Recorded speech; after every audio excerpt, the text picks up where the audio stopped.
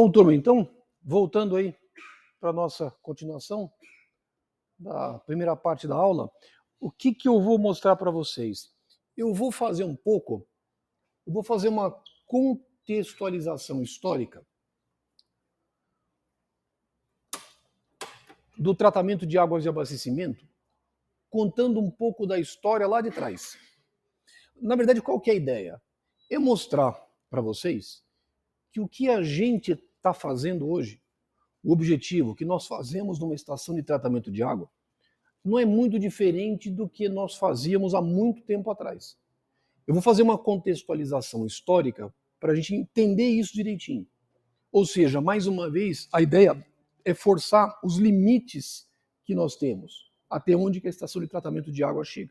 Eu mostrei para vocês essa figurinha e disse, olha, São Paulo é uma região metropolitana, não é muito diferente, a cidade pode ser pequena, pode ser média, pode ser grande, via de regra, os sistemas de abastecimento de água sempre acabam selecionando mananciais que estejam relativamente distantes do centro consumidor em razão da necessidade da proteção da qualidade da água.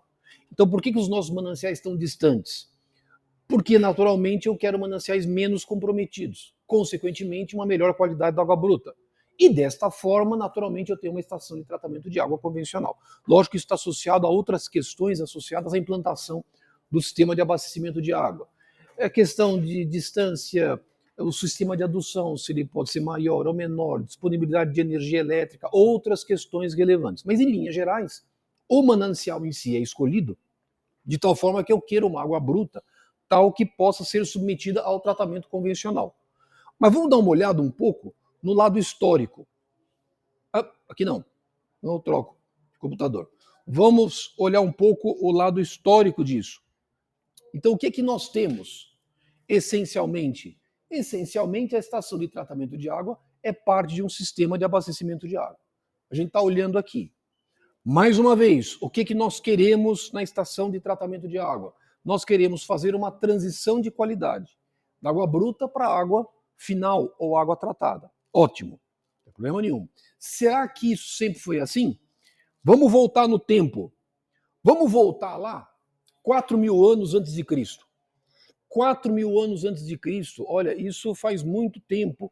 Isso é a época dos sumérios, dos assírios, muito tempo atrás. Pois aí se tinha registros, tem-se registros em sânscrito, em grego, que águas consideradas impuras deveriam ser purificadas por fervura ou expostas ao sol, de tal forma que pudessem ser adequadas para consumo humano, ou uma filtração simples em areia.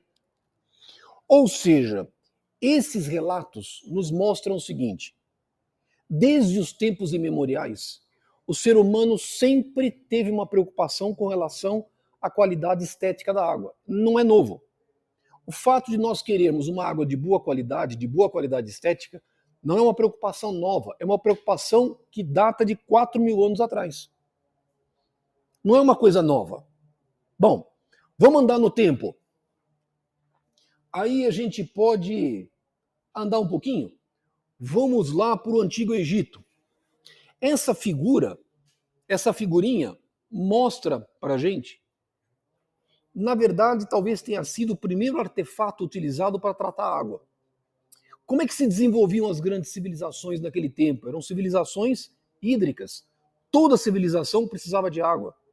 E o rio Nilo era a grande fonte de água para a civilização egípcia. Água para consumo e água porque traziam nutrientes e possibilitavam a fertilização das margens do Nilo e, consequentemente, a atividade econômica, agrícola. O rio Nilo tem uma importância significativa até hoje para o Egito Antigo e o Egito recente. Bom, mas esse artefato mostra uma primeira tecnologia para tratamento de água. Ora, se você pega uma água que tem muitos sólidos, muitas partículas, é uma água que você considera inadequada para consumo humano, como é que você pode tratar essa água de forma rudimentar? Pega essa água, deixe num recipiente por uma semana, os sólidos sedimentáveis ou passíveis de serem removidos por sedimentação, eles vão descer e a água vai ficar, digamos, mais clarificada, não é verdade? Esse artefato fazia isso. Eles deixavam a água nesses recipientes e eles tiravam a água, entre aspas, clarificada, eles tiravam por sifonamento. Esse é um primeiro artefato que tem um registro onde as pessoas se preocupavam com o tratamento de água. Por que a gente fala tratamento de água? Porque aqui eu estou tentando modificar uma característica dela. Isso data de 1500 anos antes de Cristo. Ou seja, mais uma vez, o ser humano tinha essa preocupação em você ter uma água de melhor qualidade. Essa preocupação não é nossa, recente, não é de hoje, é desde os tempos imemoriais. Vamos andar no tempo. Andando no tempo, chegamos em 500 anos antes de Cristo. Esse senhor simpático Hipócrates, o pai da medicina, ele recomendava que a água utilizada para consumo humano recomendava a fervura e eventualmente filtração. Eles já faziam a utilização de água de chuva. Então vejam que, de forma empírica, eles entendiam que você ferver a água, você filtrar a água, a tornava de uma certa forma melhor. Não se sabia o porquê, mas sabia-se que a tornava melhor. Estão percebendo que ao ferver a água é uma forma de desinfecção. Ao filtrar a água também é uma forma de desinfecção. E ao filtrar a água, eu estou melhorando a qualidade estética da água. Mas é exatamente o que nós fazemos aqui. Qual é a nossa preocupação hoje com uma ETA convencional? Uma água esteticamente agradável, uma água microbiologicamente segura. Mas era o que os antigos também, de uma certa forma, faziam, sem saber. Puxa vida, chegamos na grande civilização romana, 300 anos antes de Cristo, 300 anos depois de Cristo. Engenheiros romanos construíram os primeiros grandes sistemas públicos de abastecimento de água, os grandes aquedutos.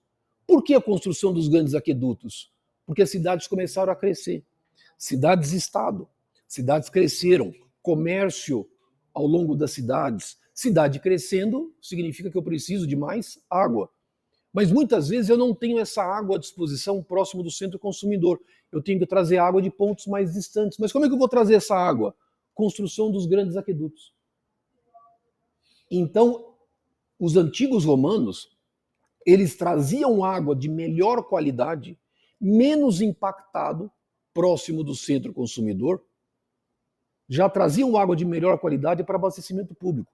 Estima-se que a cidade de Roma, no seu apogeu, precisava de mais ou menos de 4 a 5 metros cúbicos de água por segundo.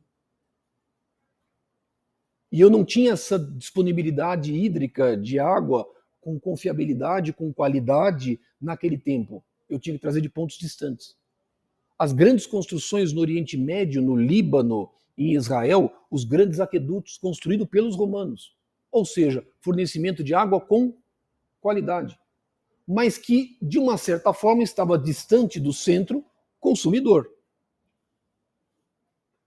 Aí uma foto de alguns aquedutos.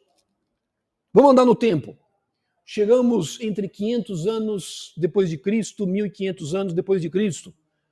Período conhecido como Idade Média. Nós temos muito poucos relatos de melhorias no tocante a serviços de saneamento. Inclusive, ao contrário, as grandes pestes aconteceram nesse período. Lembra que com o desmembramento do Império Romano, começaram a se formar feudos e pequenas cidades em volta de castelos, em volta de feudos. As cidades tornaram-se mais numerosas, a população se dispersou. O Império Romano do Ocidente, ele se dispersou e as grandes pestes aconteceram pela ausência de saneamento. Porque os serviços eram muito precários. Então, nós temos relatos de poucos avanços nessa época, pelo menos falando do Ocidente. O Oriente, se você olhar, né, o Império Romano do Oriente, ele teve um período que, na verdade, floresceu até 1453, quando foi conquistado pelo Império Turco Otomano. E os árabes tiveram uma importância significativa no mundo, a matemática se desenvolveu enormemente no Extremo Oriente, a matemática, o comércio, a astronomia e etc. Então, vamos colocar um parênteses nisso para achar que não é que o mundo mergulhou em sombras, mas a Europa mergulhou em sombras. Mas aí veio o Renascimento, o Iluminismo, nesta época, e aí esse senhor simpático, um inventor holandês chamado Anton van Leeuwenhoek, esse holandês super simpático, ele inventou o microscópio. Ele tinha como hobby manusear lentes. E ao manusear lentes, ele começou a perceber que, manuseando, ele conseguia um grau de aumento naquilo que ele estava enxergando. E aí, lógico, se você começa a enxergar mais, você começa a procurar coisas. E ele começou a enxergar água. Ele colocava água no microscópio, começava a enxergar, e ele começava a observar a existência de, que ele chamou de animáculos, presença de vida na água. E ele começou a fazer o desenho desses pequenos animáculos. Ele foi ridicularizado. E lá vem ele de novo com aqueles desenhinhos, aquelas coisas, puta, outra vez o Leeuwenhoek aqui e tal. Não é Van Basten, não é o Gullit, mas é o Leeuwenhoek. Van Basten e Gullit foram grandes jogadores holandeses. Mas o Leeuwenhoek é o cara. Ele inventou o microscópio. E ele possibilitou as pessoas observarem que existia de fato vida na água, a presença de vida na água, que existiam animáculos, micro-organismos. Mas até então ninguém dava muita atenção para isso, ninguém dava bola. Mas ele inventou o microscópio, que foi, na verdade, super importante posteriormente. Aí, andando no tempo, 1800. Por volta de 1800, as primeiras cidades que construíram sistemas de tratamento de água foram no Reino Unido, na Escócia e em Glasgow. Dada a necessidade de você ter uma água de melhor qualidade, na Escócia construíram os primeiros filtros lentos para tratamento de água. Filtro lento significa que eu vou filtrar a água, vou melhorar a qualidade da água e vou empregá-la para abastecimento público. Ou seja, já era possível construir uma estação de tratamento de água, um lugar onde eu poderia tratar água e eventualmente distribuí-la. Em 1807, a cidade de Glasgow foi uma das primeiras a distribuir água por meio de tubulações. Turma, hoje nós temos um sistema de distribuição de água, tubulações, etc. 1800, nós não tínhamos isso. Isso não existia. Então, olha como, na verdade, o nosso desenvolvimento do saneamento dito moderno, ele é recente. 1829. Aí, a construção dos primeiros filtros lentos em Londres. Londres começou a ser abastecida por filtros lentos. E aí, qual que era o objetivo? A melhoria da qualidade estética da água. Nós estamos em 1829. Olha que a preocupação principal, significativa, era o quê? A melhoria da qualidade estética da água. Mas e a qualidade microbiológica? Turma, o mundo microbiológico era desconhecido. Ninguém conhecia o mundo microbiológico. Quando é que ele foi descoberto mesmo? Quem é considerado o pai da microbiologia? Oi? Quem? Conhecias a existência do mundo microbiológico? Não. Demorou um pouquinho. Vamos lá. Vamos avançar no tempo. Opa, fui para trás. Aqui, certo? Certo. Aí, 1854 é a nossa virada. Aí este senhor também carequinha simpático, chamado John Snow, para os íntimos, o João Neve. Esse João Neve teve as manhas. O senhor John Snow, ele é o pai da epidemiologia moderna. Por que ele é o pai da epidemiologia moderna? Porque em 1854, por volta de 1850 a 1854, a cidade de Londres foi acometida por uma epidemia, que nós sabemos que hoje era a cólera. Então as pessoas estavam ficando doentes e algumas, muitas, falecendo. Isso chegou, logicamente, à preocupação da Rainha Vitória. John Snow era médico da Rainha Vitória. E aí a Rainha Vitória determinou que o seu médico particular ajudasse a investigar o que estava acontecendo, porque as pessoas estavam falecendo. Alguma coisa estava acontecendo. Por que ele fez um estudo epidemiológico? Porque ele dividiu a cidade de Londres em regiões, mandou a campo equipes, e essas equipes passaram a fazer entrevistas com as pessoas. Então ele começou a mapear aonde que tinham mais ou menos ocorrências de óbitos e de enfermidades. Por isso que ele é chamado pai da epidemiologia. E na hora que ele mapeou a cidade de Londres, ele descobriu que a maior parte dos casos de pessoas infectadas estavam no entorno desta rua chamada Antiga Broad Street. essa rua Broad Street tinha uma bomba de água utilizada para abastecimento público, era água subterrânea. E ele, por meio de um estudo epidemiológico, ele chegou à conclusão que muito provavelmente a origem das doenças era a água. E aí ele mandou lacrar essa bomba. Essa bomba existe até hoje. Ela está lá, é um ponto turístico, você pode ir lá tirar foto. Em frente a essa bomba tem um pub John Snow. Aí você pode ir lá e tomar uma cervejinha. Pub John Snow. Aí você vai lá, essa bomba está lá, tem uma placa histórica contando a razão. Mas por que isso é tão importante? Porque ele mostrou empiricamente que a água era causador de doenças. E ele mandou lacrar a bomba. E o número de enfermidades diminuiu. Mas se você perguntasse, mas sim, tudo bem, é a água, mas o que é? Eu não sei. Não se sabia o porquê, mas sabia-se que a água era veiculador de doenças. Ele mandou lacrar a bomba. E aí os casos cessaram. Isso foi em torno de 1854. Mas a resposta do porquê veio aqui. Esses dois senhores, Louis Pasteur e Robert Koch, são os pais da microbiologia. Eles descobriram a existência do mundo microbiológico. Parênteses. Louis Pasteur era um cientista do governo francês.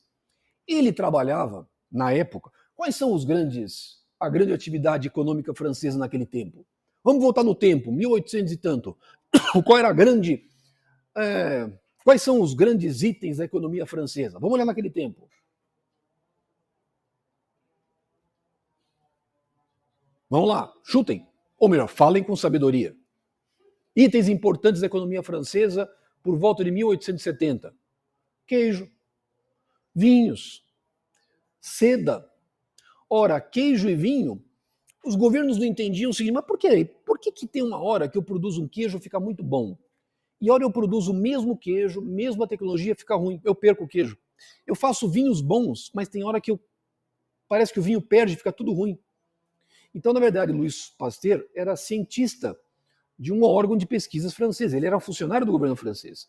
Ele começou a investigar por que na verdade, ora fazia-se queijos bons, horas ruins, vinho bom, vinho ruim. Ele começou a trabalhar com fermentações. E ele descobriu que as fermentações tinham como origem a necessidade de micro-organismos. Eles é que faziam as fermentações. Ele descobriu a existência do mundo microbiológico. Mais do que isso, ele colocou por terra a teoria da geração espontânea. Acreditava-se que naquele tempo, se eu pegasse um pedaço de carne, colocasse ali e deixasse por 3 dias, na hora que começasse a nascer umas larvas, ó, tá vendo? De matéria orgânica amorfa, nasce larva, nasce bicho. Isso era o conceito da teoria da geração espontânea. Mas ele colocou por terra, ele provou que não, a vida tem que ter origem a partir da vida. Ele mostrou a teoria dos germes. Ele mostrou a existência do mundo microbiológico. Aí tem um parêntese. Certa vez no Senai, Interlagos, no Sesc, Interlagos, teve uma exposição sobre o Louis Pasteur. E um dos grandes incentivos para ele tentar entender e estudar o mundo microbiológico foi porque ele perdeu 2 filhos pequenos, com doenças desconhecidas. E ele não conseguia entender, ele até escrevia para a esposa, não entendo como é que os nossos pequenos morrem, os filhos dele e de outros, porque a taxa de mortalidade era muito elevada. E ele foi pesquisar com afinco e descobriu a existência do mundo microbiológico. Se tem micro-organismos, alguns podem ser patogênicos. Então, por meio de colocar por terra a teoria da geração espontânea, postular a teoria dos germes e dizer, olha, tem micro-organismos patogênicos, eles causam doenças. Ou seja, Pasteur e Koch mostraram cabalmente que a água era veiculador de doenças. Por quê? Porque continham micro-organismos patogênicos. Mas se tem patogênicos, eu tenho que eliminar. Eu tenho que, de alguma forma, eliminá-los. E aí, Robert Koch, em 1881, ele mostrou que o cloro tinha poder desinfetante. Ou seja, o cloro poderia remover patogênicos. E aí o cloro passou a ser considerado, passou a ser parte integrante do tratamento de águas de abastecimento. A primeira aplicação regular do cloro no tratamento de águas de abastecimento aconteceu em 1908. Senhores, veja que na verdade nós estamos andando no tempo E o que eu mostrei para vocês? Que as preocupações nossas no tocante à produção de uma água esteticamente agradável e microbiologicamente segura, isso é coisa de 3.000 anos antes de Cristo. Nós já tínhamos essa preocupação. No entanto, muitas das razões de por que a água era insegura não eram conhecidas. Nós só ficamos de fato sabendo o porquê por volta de 1870, 1850, 1870. E somente a partir de 1908 foi que nós passamos a incorporar o cloro, a aplicação do cloro, como parte integrante em estações de tratamento de água, para produzir uma água segura do ponto de vista microbiológico. Mas não foi sem lutas, porque Chicago começou a aplicar cloro no tratamento de águas de abastecimento, só que os homens públicos foram severamente criticados, não apenas em Chicago, porque outras cidades também começaram a proceder à cloração. Não se admitia a utilização de... não se admitia a adição de produtos químicos na água. Acreditava-se que a água boa era aquela água que vinha de um manancial protegido lá na serra. Não, essa água é a boa. Como é que eu posso colocar produto químico na água? Isso é inadmissível. Isso é inadmissível. Qual era a população do início do século XX? Pequena. Qual é a população que nós temos hoje? 7 bilhões, 8 bilhões de pessoas. Mas naquele tempo não foi sem lutas, porque muitos sistemas, muitos profissionais, muitas companhias de saneamento foram processadas por colocarem produtos químicos na água. Só que o resultado se mostrou tão avassalador que, na verdade, caiu-se por terra. Incorporou-se a adição de cloro no tratamento de águas de abastecimento. E outros produtos químicos. Será que não é a mesma coisa com relação, por exemplo, hoje, os transgênicos? Daqui a 200 anos, provavelmente nossos bisnetos, tataranetos, darão risada de nós, dizendo, imagina. E eles ainda lá ficavam com aquelas preocupações pueris. Olha só o que é que nós conseguimos com a produção de transgênicos. Alimentos seguros, menos pesticidas, etc. Então, olha como é o desenvolvimento ao longo do tempo. Ou seja, a aplicação do cloro no tratamento de águas de abastecimento não foi sem lutas. Aconteceram naquele tempo severas críticas, entre outras coisas. Recomendo a vocês, se alguém tiver curiosidade sobre esses aspectos históricos, eu recomendo para vocês procurarem um journal chamado Journal of American Water Works Association. É uma organização americana de engenheiros que trabalham na área de saneamento. Esse journal, chama AWWA Journal, ele foi fundado, começou a ser escrito em 1880 e alguma coisa. Então ele tem a história, toda essa história do saneamento, por meio de artigos, mostrando inclusive todas as discussões se eu posso colocar cloro, não posso, como eu coloco, o problema se dá certo ou não dá certo. É incrível as preocupações que se tinham naquele tempo. Depois, eu coloco para vocês, essa organização, a WWA, ela fez 135 anos. E no ano que ela fez 135 anos, ela fez um journal comemorativo, com uma série de artigos de cunho histórico sobre a área de saneamento. Eu vou colocar no Moodle, vou deixar esse artigo para vocês. A história do tratamento de água. E aí é muito bonito você perceber as preocupações que se tinham nos velhos tempos, os antigos. Então a gente tem que saber entender isso para a gente conseguir fazer as nossas elucubrações sobre o que nós vamos fazer no futuro. É bonito isso. Mas andando no tempo, 1900, 1910, os norte-americanos eles estavam incomodados porque naquele tempo o tratamento de água era uma filtração em leitos de areia. Passava água no leito de areia para melhorar a qualidade estética da água. A gente chama isso de filtro lento. Esses filtros lentos surgiram na Inglaterra. E até hoje existem muitas instalações na Inglaterra que tratam água por filtros lentos. Mas os norte-americanos se incomodavam muito, muito, porque eu precisava de muita área para produzir pouca água. E eles começaram a estudar alternativas para a melhoria desses filtros. Eles começaram a colocar decantadores, unidades de sedimentação antes dos filtros. E aí, um belo dia, não se sabe bem nem como nem porquê, alguém colocou sal de alumínio na água para melhorar a sedimentabilidade dos flocos, dos sólidos. Surgiu o processo de coagulação.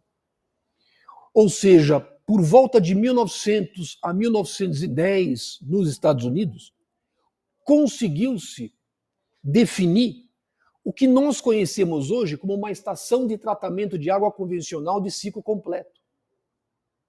Ou seja, isso aqui é a concepção do nosso sistema de abastecimento de água. Mas o que é uma ETA de ciclo completo? Essa ETA de ciclo completo possui um processo de coagulação, de forma bem simplista. Por que coagulação? Porque partículas coloidais têm carga. Eu preciso remover a carga das partículas coloidais, então eu preciso de uma etapa de coagulação. Eu quero remover partículas. Por que eu quero remover partículas? Porque eu quero uma água esteticamente agradável. Mas partículas são pequenas e têm carga elétrica. Eu quero agrupá-las, mas eu não consigo agrupá-las porque elas têm carga elétrica. Eu vou reduzir a carga elétrica delas. Vou trabalhar a carga da partícula coloidal. Eu preciso do processo de coagulação. Mas aí, se eu trabalhei a carga da partícula, agora eu consigo agregar. Mas por que eu quero agregar? Eu quero agregar para ter menos partículas, com tamanho físico maior. Ora, mas se eu tenho menos partículas, agora com tamanho físico maior, eu consigo remover por processos de sedimentação. Mas primeiro eu preciso agregar. Então eu coagulo e eu floculo. Ao flocular, o que eu estou fazendo? Eu estou agregando as partículas. Estou tornando-as maiores. Menor número, maior. Mas se eu agreguei, agora eu posso separá-las por sedimentação gravitacional. Puxa, legal, ótimo. E na hora em que eu consigo remover o máximo de carga de sólidos, puxa vida, aqui eu consegui uma boa clarificação, sem dúvida. Aqui eu consegui uma boa clarificação. Mas ainda não está bom. Eu preciso ainda remover partículas. Nem todas as partículas vão conseguir serem separadas por sedimentação gravitacional. Não dá. Então eu preciso de uma etapa final de polimento, eu preciso de uma etapa de filtração. Ou seja, coagular, flocular, sedimentar e filtrar, a minha preocupação está em garantir que a minha água seja esteticamente agradável. E ao coagular, flocular, sedimentar e filtrar, eu também estou garantindo a segurança microbiológica da água. Não totalmente. Eu vou precisar de uma etapa de desinfecção. Eu tenho que adicionar um agente desinfetante. Eu preciso garantir que a água seja segura do ponto de vista microbiológico, não somente na saída da estação de tratamento de água, mas essa água vai ser encaminhada por um conjunto de reservatórios, por um sistema de distribuição. Eu tenho que garantir a segurança da água. E a segurança microbiológica é garantida mediante a presença de concentrações residuais de cloro na água tratada que está veiculando no meu sistema de distribuição. Ou seja, o tratamento convencional de águas de abastecimento envolve um conjunto de processos e operações unitárias: coagulação, floculação, sedimentação, filtração, desinfecção. É isso que compõe uma ETA convencional e é isso que nós vamos estudar, cada uma dessas partes constitutivas no curso. Agora veja, para que eu possa fazer isto, eu estou voltando de novo aqui. Volto de novo nessa figura. Para que eu possa ter uma ETA convencional, o que eu tenho que ter essencialmente? Água bruta cuja qualidade seja compatível com uma ETA convencional. Mas essas águas brutas compatíveis são águas brutas provenientes de mananciais relativamente protegidos. Por quê? Porque eu preciso garantir a segurança química da água. E quem é que garante a segurança química da água? É o manancial, é água bruta. Perceberam?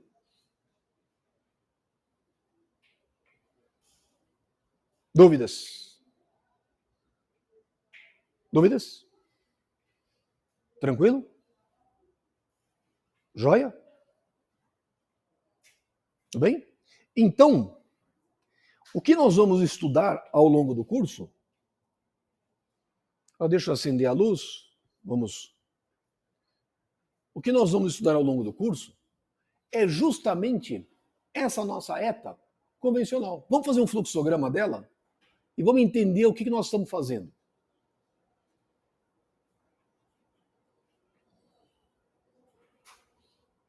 Vou apresentar um fluxograma de uma ETA convencional e aí mostrando essas partes constitutivas e o que eu faço nelas. Vamos lá.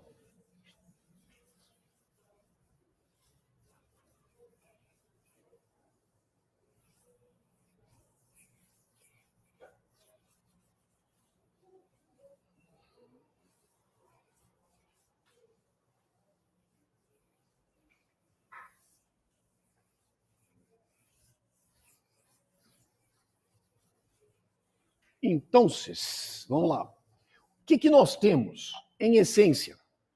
Nós vamos falar de uma ETA convencional. O que é uma ETA convencional? Bom, primeira coisa, eu preciso da água bruta. Eu consigo aqui. Preciso da água bruta.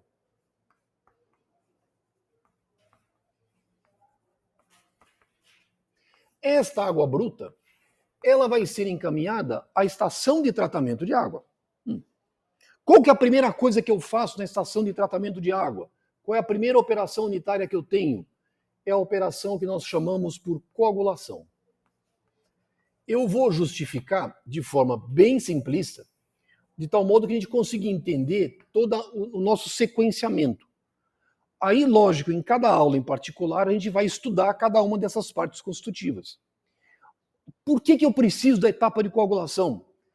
Porque eu preciso essencialmente produzir uma água esteticamente agradável. Então eu preciso retirar partículas, ou seja, turbidez, sólidos de suspensão, partículas coloidais. Eu preciso retirar sólidos. Partículas coloidais têm carga. Então eu preciso trabalhar a carga das partículas coloidais de tal forma que eu consiga remover essas partículas nos seus processos unitários posteriores. Esta é a etapa de coagulação. Para que eu possa operar o processo de coagulação, eu tenho que adicionar na água um coagulante. Eu tenho que adicionar, eu vou colocar aqui em cima, eu tenho que adicionar, ou melhor, deixa eu colocar aqui, fica mais fácil. Eu tenho que adicionar um coagulante. O que é o coagulante? É um sal à base de ferro ou alumínio. Sal Fe ou alumínio. É um sal. Alumínio e ferro são sais trivalentes. Trivalentes, carga positiva. Partícula coloidal tem carga negativa.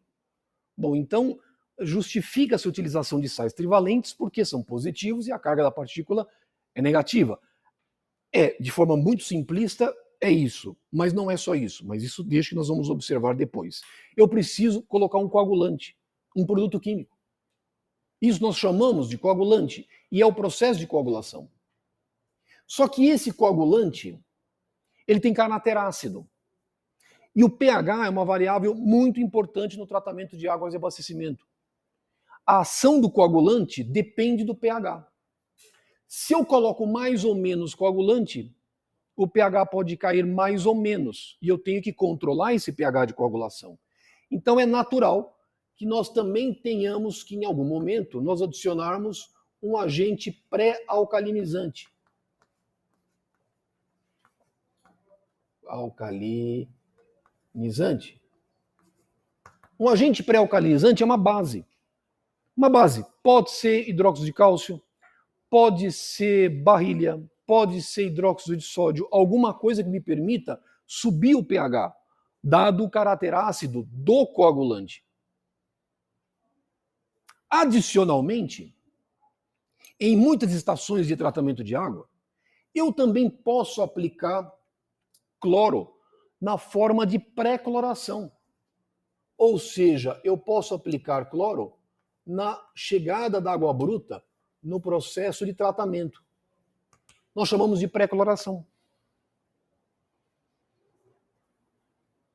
Então, a primeira etapa no processo de tratamento é, de alguma forma, nós modificarmos as características das partículas coloidais de tal modo que nós possamos removê-las. Mas eu não estou mudando a distribuição granulométrica das partículas. A partícula está lá. Eu só mudei uma característica nela, por hora. Agora o que eu preciso fazer? Não. Agora eu mexi com a carga das partículas. Agora eu vou flocular. Floculação.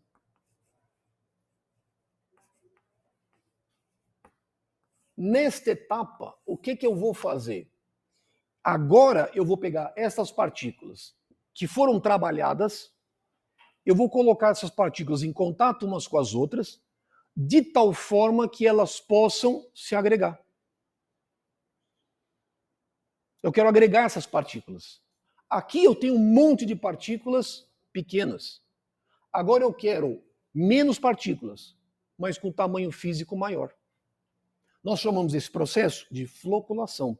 E nesse processo de floculação, Eu posso melhorar o processo de floculação adicionando polímeros como auxiliares de floculação.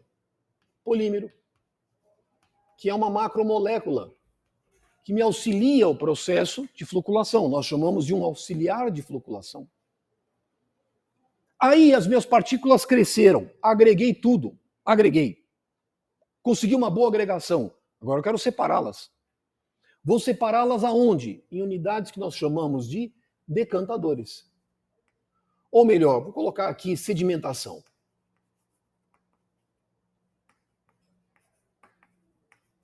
Sedimentação. Aqui eu vou remover o máximo de partículas que eu puder. O máximo. Na verdade, os decantadores conseguem, se você levar em consideração base mássica, eles conseguem remover de 85% a 95% em massa das partículas presentes na água bruta. Ou seja, se entra, por exemplo, aqui 100 quilos por dia, eu vou conseguir remover no decantador de 85 a 95 quilos por dia. Os decantadores não são unidades 100% eficientes, não são. Eles funcionam relativamente bem, mas não são unidades 100% eficientes. A água que nós chamamos de água decantada, ela ainda tem partículas e não é adequada, essa água ainda não é adequada para fins de consumo humano. Então eu preciso de alguma etapa de polimento posterior que nós chamamos de filtração. A filtração vai nos auxiliar na remoção das partículas presentes na água decantada que não foram removidas anteriormente. Lembrando, decantadores não são 100% eficientes.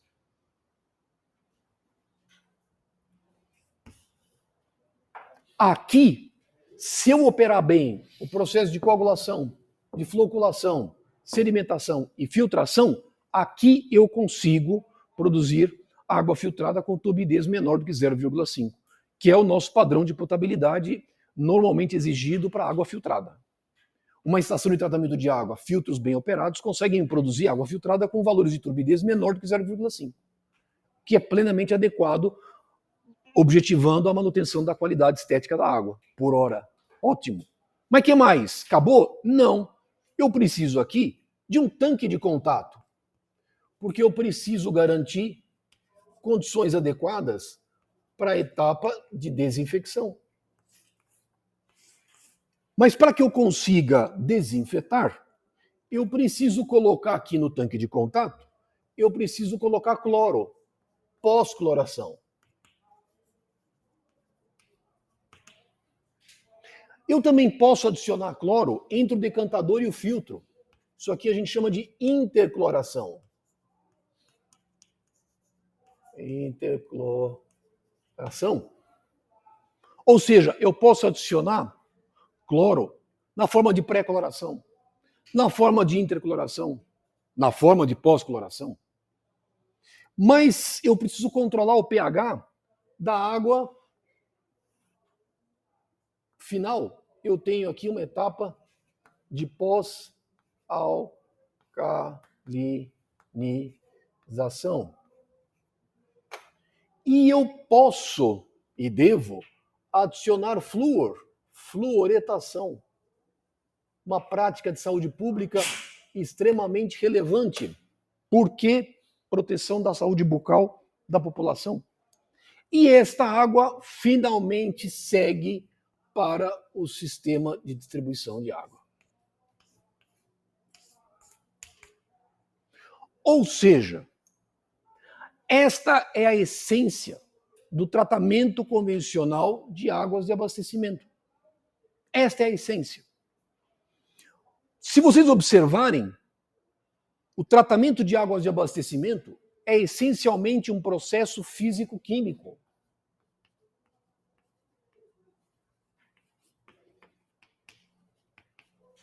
Diferentemente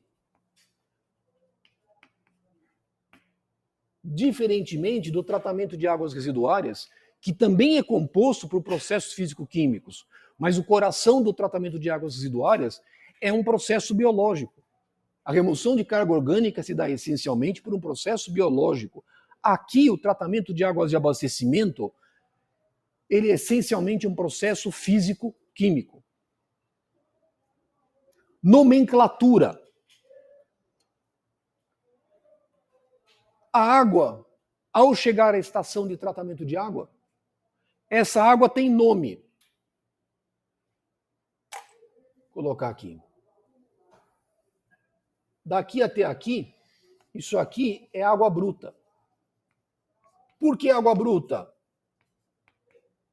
Água ainda localizada, estando a montante do processo de tratamento de água.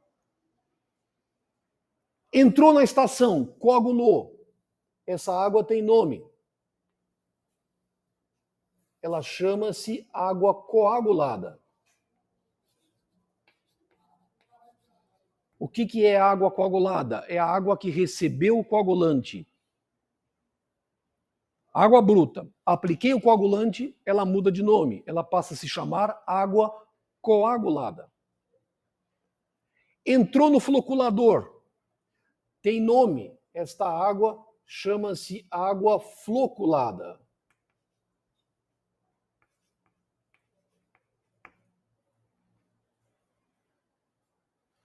No decantador, após o decantador, essa água tem nome, chama-se água decantada. A água decantada na minha ETA tem turbidez de 2,2 a 3. Se eu mudar o coagulante, a minha água decantada tem turbidez de 1,5 a 1.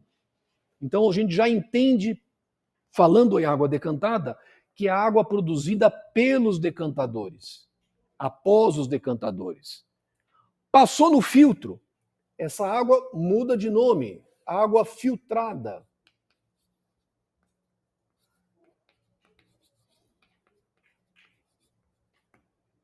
Água filtrada é a água pós-filtração. Pós-filtração. Para não confundir, mas e depois? Passou pelo tanque de contato, foi embora, recebeu pós-coloração, recebeu flúor, recebeu pós-alcalinizante, agora isso aqui chama-se água tratada.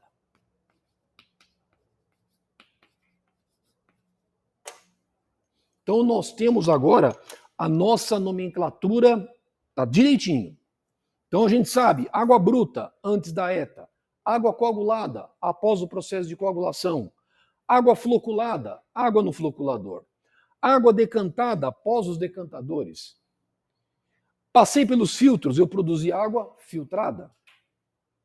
Aí a água entrou no tanque de contato, eu preciso de um tanque de contato para garantir condições adequadas para o processo de desinfecção. Após o tanque de contato, essa água já muda de nome, chama-se água tratada. Ou seja, essencialmente, a ETA, Estação de Tratamento de Água, ela essencialmente é um processo físico-químico. O que a gente vai fazer? Nós vamos pegar cada processo desse e a gente vai estudar em conjunto. O que é coagulação, floculação, sedimentação, filtro, tanque de contato e assim por diante. Só que isso aqui, veja bem, eu quero produzir uma água esteticamente agradável. Para isso eu tenho que tirar sólidos da água. Ué, mas esses sólidos somem? Não. Eu entro com 100 quilos de sólidos aqui. Eu sei que a água tratada tem que ter 0 quilos de sólidos. Pega o volume de controle. Pega esse sistema, faz um volume de controle. Entra 100, sai 0. Isso existe? Se entra 100 e sai 0, vai acumular 100 aí dentro. Eu tenho que ter uma purga.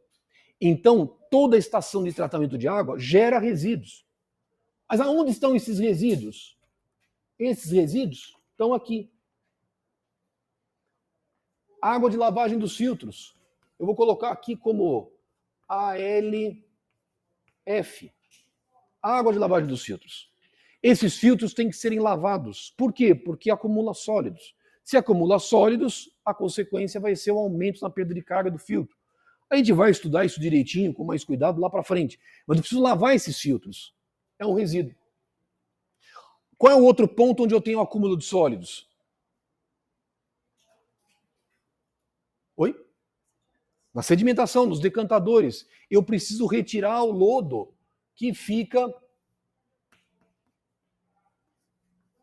retido nos decantadores, lodo, decantadores. Ou seja, eu tenho toda a estação de tratamento de água convencional, de ciclo completo, gera resíduos. Eu tenho que tratar esses resíduos. Essa água de lavagem dos filtros tem que receber o seu devido cuidado, o seu devido tratamento. Lodo dos decantadores tem que ser tratado. Até mais ou menos a década de 90, mais ou menos, nós tínhamos muito poucas preocupações com relação aos resíduos gerados em estações de tratamento de água. Esses resíduos, eles normalmente eram encaminhados para o sistema de drenagem. Eles iam para o corpo receptor mais próximo. Esse sempre foi o destino tradicional de lodo gerado em estações de tratamento de água. Mas a partir da década de 90, na verdade, a partir da década de 70, 75 nos Estados Unidos, começou-se a ter uma preocupação com relação ao tratamento desses resíduos. E essa preocupação chegou aqui por volta da década de 90. Hoje você não consegue projetar nenhuma estação de tratamento de água se você não tratar esses resíduos. Então, além da estação de tratamento de água, além de nós termos o tratamento da fase líquida, nós temos no projeto da ETA que nos preocuparmos com o tratamento dos seus resíduos. Aonde? Água de lavagem dos filtros e o lodo dos decantadores. Tudo bem? Uma estação de tratamento de água. Deixa eu tentar mostrar para vocês. Deixa eu ver o que é que fica. Vamos ver o que é que fica interessante. Não, eu vou fazer o seguinte. Esses detalhes mais amplos eu vou mostrar para vocês na semana que vem. Agora eu vou comentar um pouco das questões de ordem mercadológica, mercado, para aqueles que estão começando a trabalhar na área de saneamento. Tudo bem, isso aqui é muito bonito, legal, uma estação de tratamento de água, tá tudo jóia, tá bom. Mas vamos entender como é que o nosso sistema de saneamento ele está estabelecido. E aí vocês vão entender como, na verdade, a gente tem serviço até mais ou menos 2722 no Brasil e no mundo. Serviço não falta. Não vai faltar serviço. Nós estamos numa posição muito confortável. E eu vou dizer o porquê. O que acontece? Esse planejamento das estações de tratamento de água, ele é um planejamento que nós fazemos sempre. E por quê? Porque os nossos sistemas de abastecimento de água, na verdade, eles têm uma vida útil. Eles têm uma vida útil. Lógico que em termos de obra, ele pode durar 100 anos, 120 anos. Tem sistemas construídos em 1900, 1910, 1920, que se devidamente bem cuidados, eles continuam trabalhando até hoje. No entanto, o que acontece? A nossa população, o consumidor, a população, continuamente cresce ao longo do tempo. Você tem taxas de crescimento populacional da ordem de 1,5%, 2% ao ano. Então, o que acontece? Mesmo que você implante um sistema hoje, daqui 20, 30 anos, esse sistema vai chegar na sua condição máxima. Essas obras, na verdade, como obras de saneamento são muito caras, elas são etapalizadas. Então, normalmente, quando eu implanto uma estação de tratamento de água, ela tem uma vida útil de planejamento de 20, 30 anos. Passados 20, 30 anos, eu cheguei na sua capacidade nominal máxima de tratamento. Bom, eu tenho que construir novas estações. E é assim que funciona. Então, dado que nós temos um crescimento populacional ao longo do tempo positivo, eu sempre vou ter a necessidade de implantar novos sistemas. Em saneamento, tem uma coisa que nós nunca podemos esquecer. É um trinômio chamado planejamento, estudos e projetos. Isso a gente tem que fazer sempre, sempre. Planejamento, estudos e projetos é uma coisa que nós fazemos sempre. Por quê? Porque eu preciso observar o comportamento do meu sistema, observar se porventura ele está trabalhando de forma adequada, se porventura estiver chegando muito próximo da sua capacidade nominal, 5, 6 anos antes, eu já tenho que pensar na construção de novos sistemas, as novas ampliações. Então, isso significa que nós temos trabalho, serviço, sempre, sempre vai ter. E nós temos uma realidade no Brasil onde a maioria das nossas estações de tratamento de água foram construídas na década de 60, década de 70. Vou mostrar umas fotos para vocês para mostrar e elucidar isso direitinho.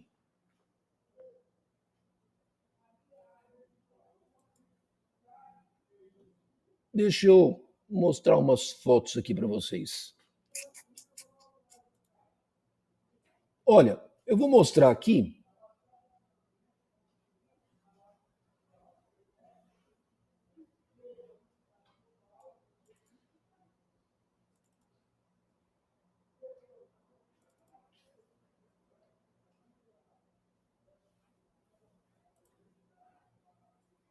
Eu vou mostrar para vocês. Opa! Um sistema de produção de água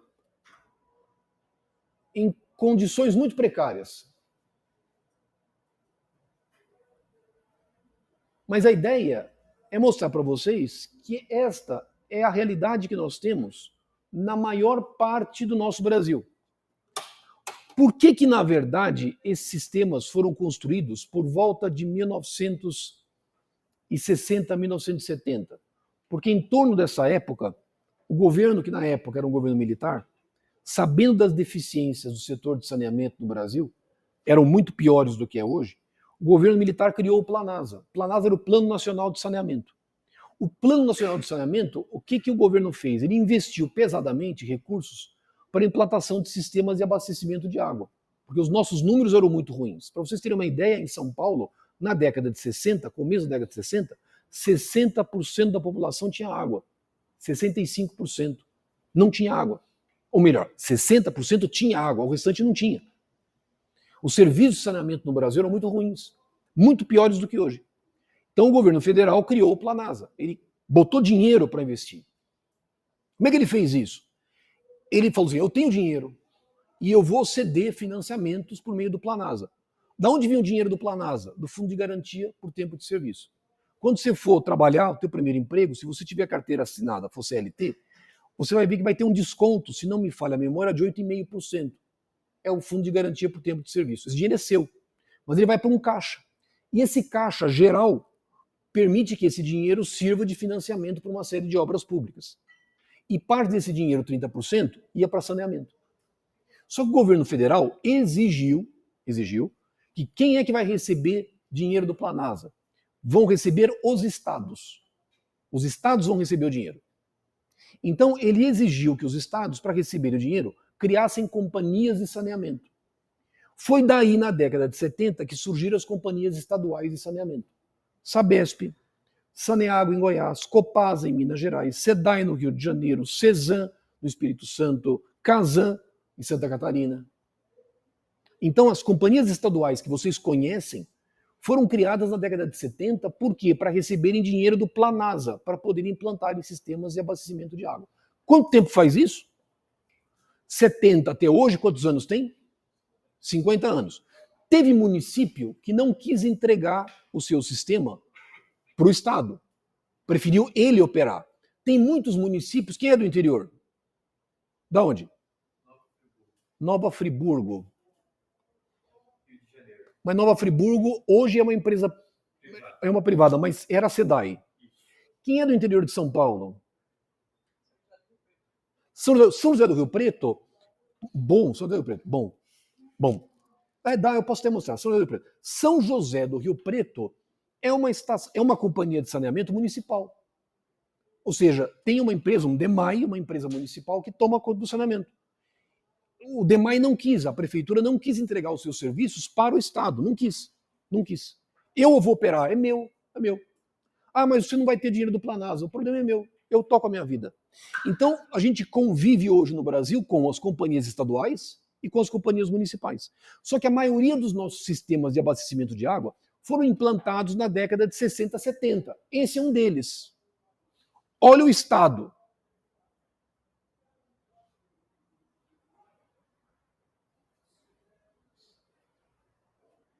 Olha as condições.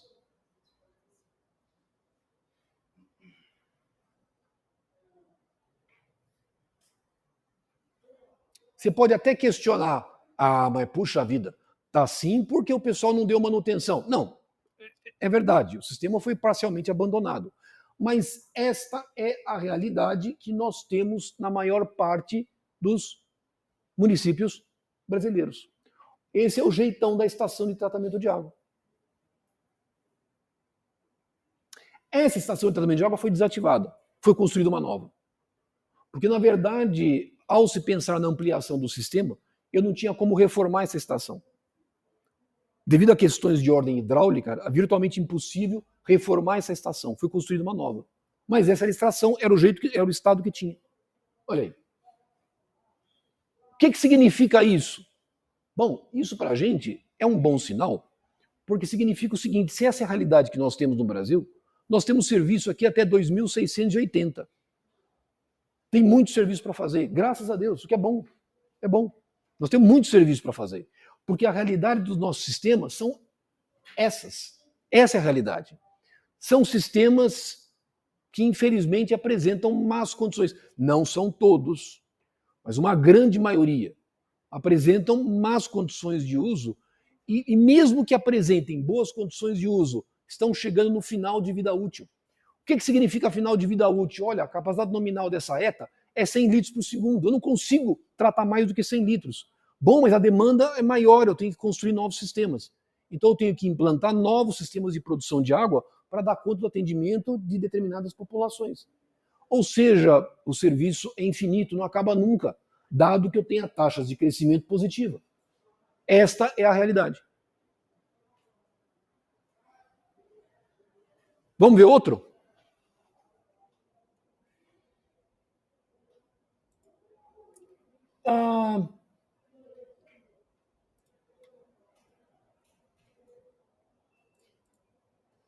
A nossa colega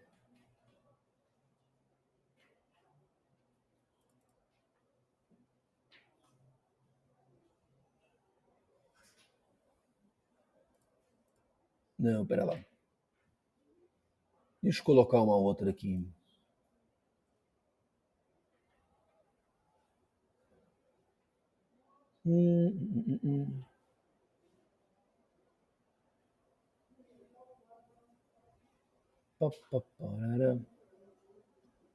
Deixa eu achar onde é que está a plaquinha.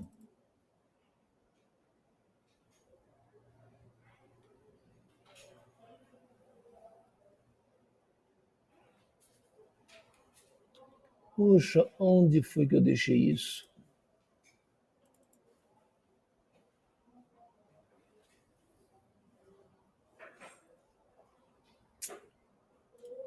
Eu tenho, está aqui em algum lugar.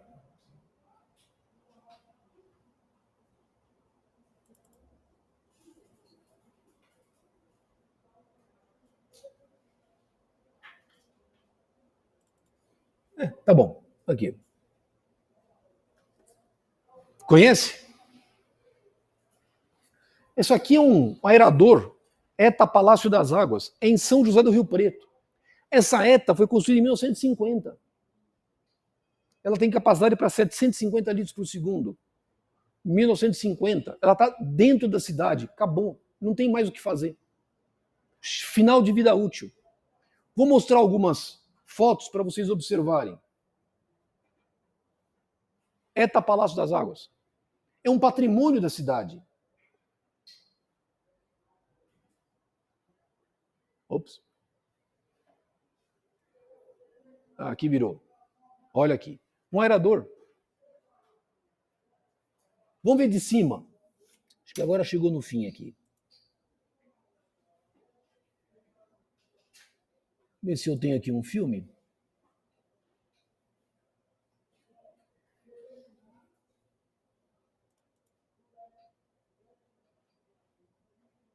Tá aqui.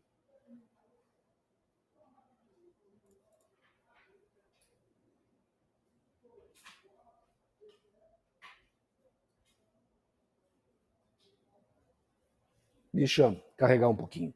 Essa estação de tratamento de água em particular, como ela chegou no final da vida útil,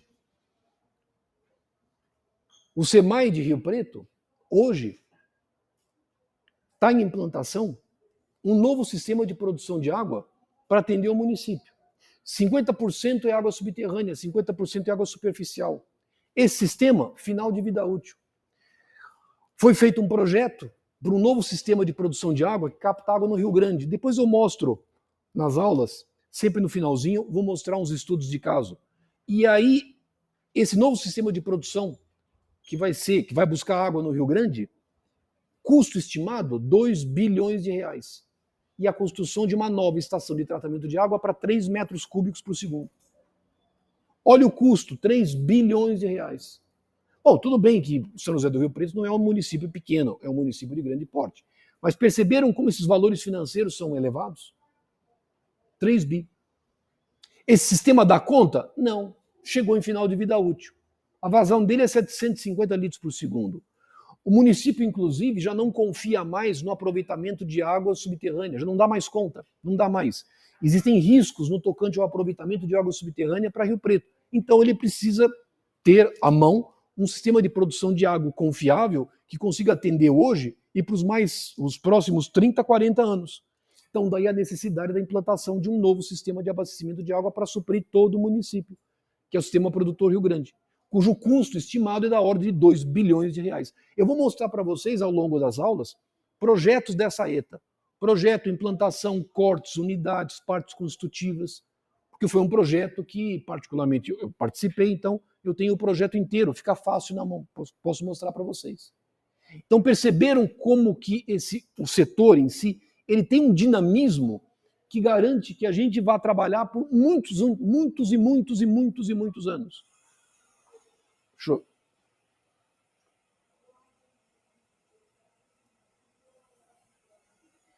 Esse aqui é a captação, está aqui.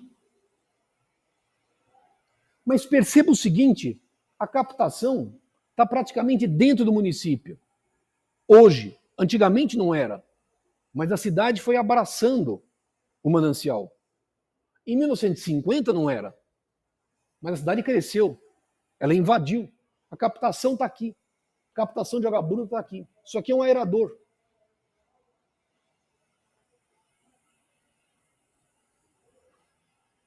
Antigamente, utilizava-se muito em algumas estações para remoção de ferro. Tentativa, né, de remoção de ferro. E a estação de tratamento de água hoje está dentro do município. Olha, está tomada. A ETA está num quarteirão, mas ela está totalmente tomada pelo município. Essa é a estação de tratamento de água. Uma estação construída na década de 50, reformada em 1990, foram feitas uma série de obras de adaptação ao longo do tempo, mas final de vida útil, acabou. O que significa isso? Eu tenho que implantar novos sistemas. O que significa isso? Tem serviço, tem trabalho. E por que na verdade isso toma corpo hoje, nos dias de hoje? Porque hoje o poder público, como o saneamento sempre foi uma atividade pública, hoje o setor público não tem mais condições financeiras de levantar dinheiro para construírem estas obras porque são muito custosas. Hoje a capacidade de financiamento dos órgãos públicos é muito restrita.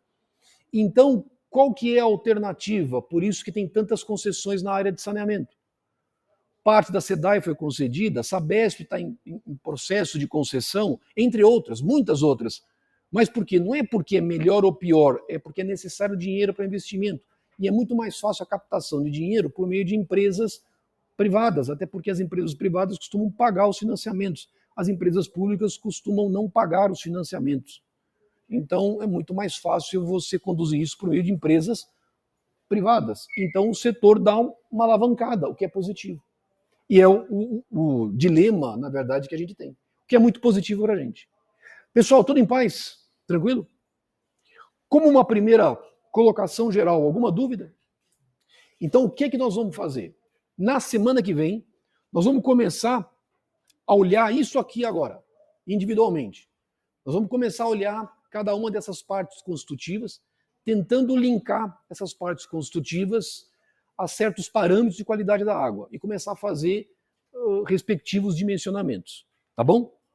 Material para leitura eu coloco para vocês no Moodle. Por favor, não deixem de ler. Tá bom? Tá? Tudo bem? Pessoal, então até a próxima semana. Lembrem-se, 8 horas, tá bom?